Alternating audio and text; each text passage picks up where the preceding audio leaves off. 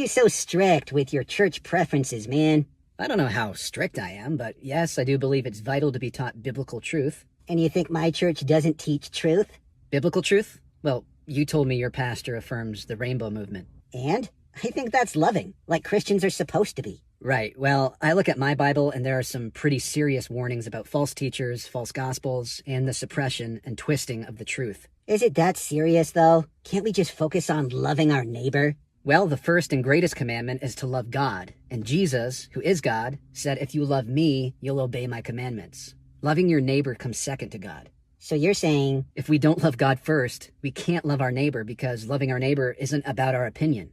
God calls us to speak the truth in love, to stand against things he has called sin, and pull our brothers and sisters out of the flames of this broken world that just wants to swallow them up. But that's a hard thing to preach, man.